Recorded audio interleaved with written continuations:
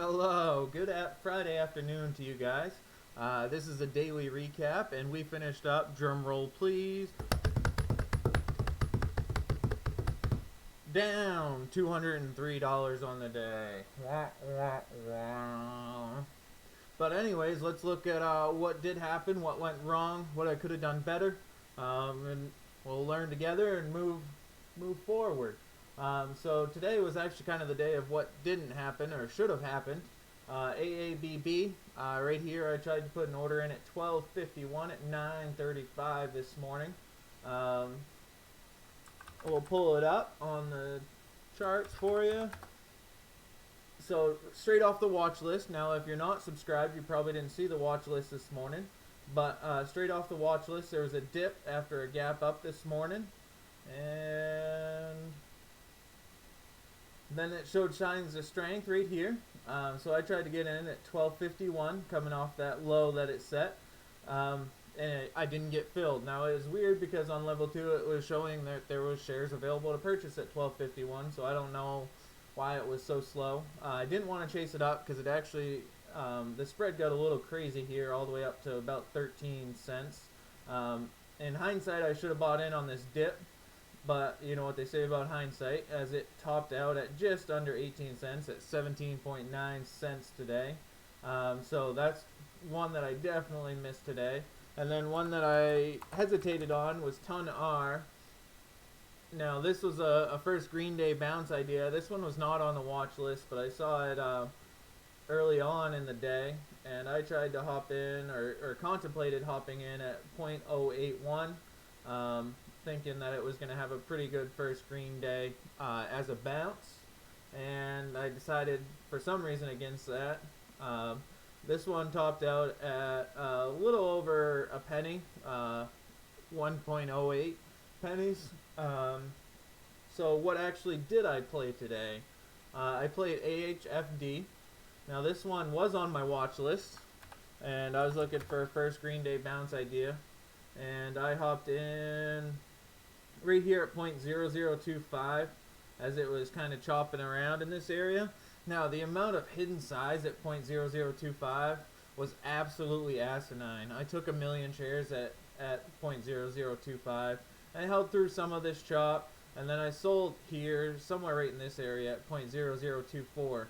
The volume wasn't coming in, and I was really scared by the lack of volume, knowing that one big seller could take out a big portion of the gains that it had so far in the day. Now again, in hindsight, it would have been a pretty good trade, as it topped out at 0.0029, so it would have been a $400 winner if I had top ticked it. But I didn't like the risk to reward anymore, so I decided to get out of that position for a $100 loss. The other one that I played was INND. This was an OTC. This was on the watch list.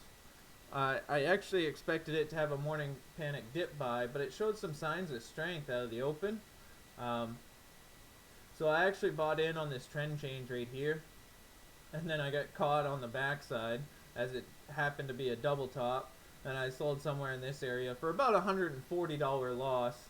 Now on my watch list, I had it at a 0.13-ish support for a morning panic dip buy, and lo and behold, look at that. 0.0131 or 0.0132 is where it bottomed out on the day. So if I had just stuck to my watch list plan, I could have hit that bounce for about 10% right there, maybe a little more, 15. So I should have just stuck to my watch list on that one. The last one that I played today is actually a small cap or a micro cap METX. It's a NASDAQ stock, and I played this in the afternoon. You can see my trend change marks here, and what a roller coaster ride this one was. All right, so I bought in somewhere right in here in the mid 750s, somewhere in that neighborhood, and I actually sold some at like 0.708, nailed that little spike. I bought some more on the dip.